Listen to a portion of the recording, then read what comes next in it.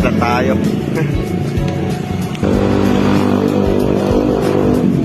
Level ba hangin?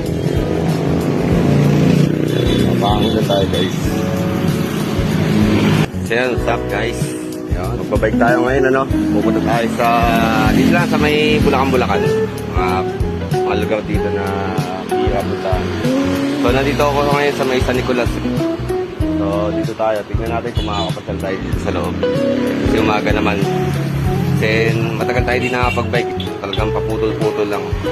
Kaya ta, samahan nyo. Let's go.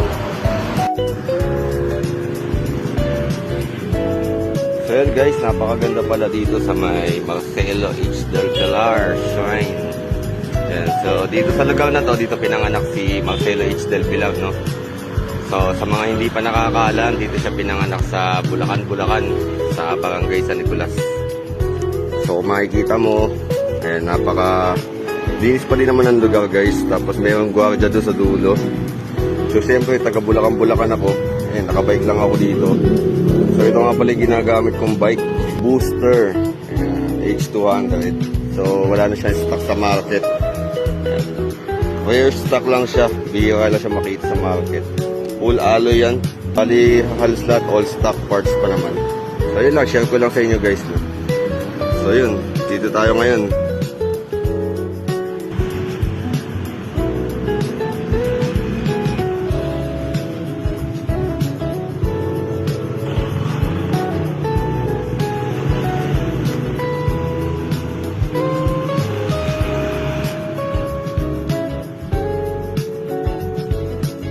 Guys, quick ride lang to, no? Tapos, maya kasi titignan ko makakapunta ako ng DRT. So, dito ako sa may Marcelo H. del Pilar, syempre. Along the highway lang naman siya, hindi siya mahirap matunton, guys. Tapos, wala namang entrance fee dito. Bali, open lang siya daily pala siya open. Monday to Sunday, 9 AM to 4 PM. So, yun guys, bali ang next stop natin, dito tayo sa may likod ng San Nicolas. Dito sa tinatawag nilang jogging road. Nakapag-bike na ako doon before. And titignan ko kung ano status ng kalsari. Alam ko, putol yun eh. At sana at makatayo hanggang Bangbang sa may Bulacan-Bulacan. Salamat nga pala kay Vans Sports Apparel. Ayan, kay Ninong Vans. Ayan, salamat nga pala sa t-shirt na ibinigay niya sa akin last week. So yun, nag-night ride kami. Tapos bumalik din kami ng Bulacan-Bulacan. Ayan, salamat nga pala kay Ninang Cherry at Ninang Ray. Salamat po. Vans Sports Apparel. Welcome to Jogging Road Extension. So yun guys, doon tayo pupunta. Nakabike na tayo. Alright, outfit check. Let's go.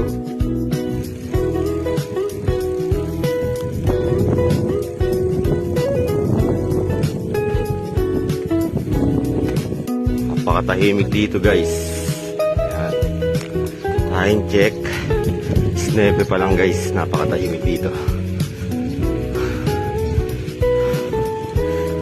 Right, bukid scenery. Maganda dito guys, tahimik lang.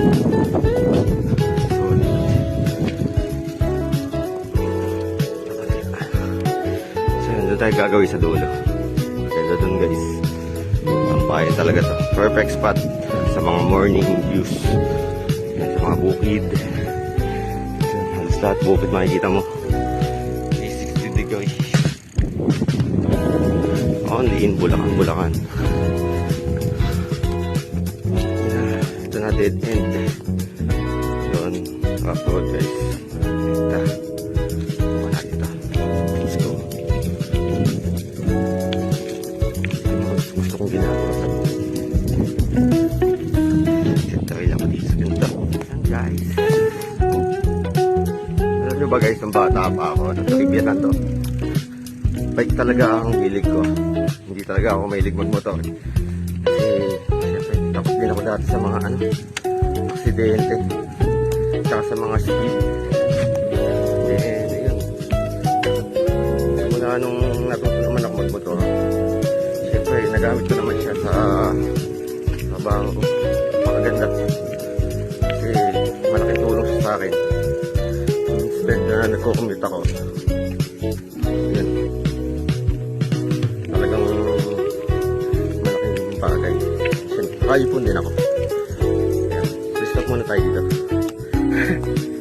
pahingal guys.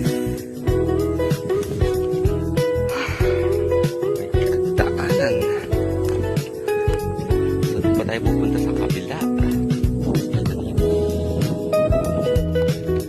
Yun, ganda dito guys. Dito naman, kung kanina bukid yung nakita natin guys, no? Dito naman po, tubig naman nakikita natin. So dito kasi, hindi siya masyadong pansin sa publiko kasi masyado siya tago, no?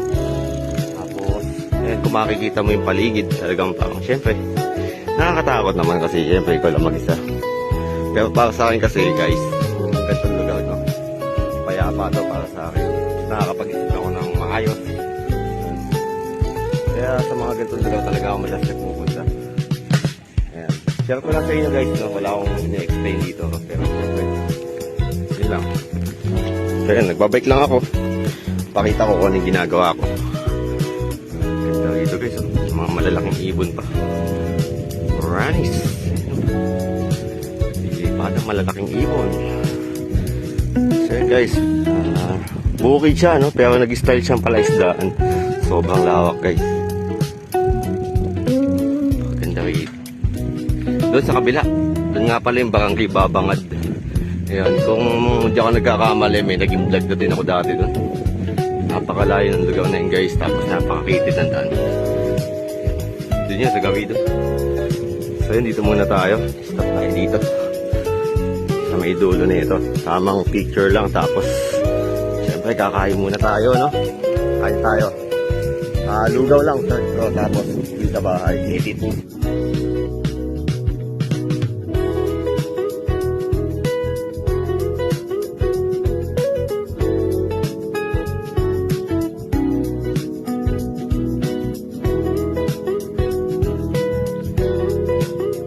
Guys, napakatayo dito, no? Talagang dun. Alam ko kapag summer pala guys, dito napakadaming tao. Hindi ako nagkakamali last time. Dito sa parting to, may mga nagtitinda, mga street food. Tapos dito sa lugar na to, dito may mga nagja-jog. Hindi ko may pakita sa video kasi tayo license. Nagbibideo ko. Ayan lang guys. Ayan guys, so tapos tayo dito, no? Papunta naman tayong Bangbang, pabalik ng Bulacan. So tatry kong dumaan ng simbahan kasi syempre Sunday ngayon, kailangan makapagsimba tayo guys. So dito pala, wala na yung bahay na dating mayroong nakatira dito. So yun, hindi ko alam kung pinaalis pa sila or what. Pero nakakalungkot lang kasi dito ako nagtatanong last time kung saan papunta yung Babangad. Yun lang guys, no? Share ko lang sa inyo ko yung mga bagay na ginagawa ko. Okay, pagdating sa lifestyle, ayun, syempre kailangan na lang tayo dito, yung private lang. So yun lang, share lang guys.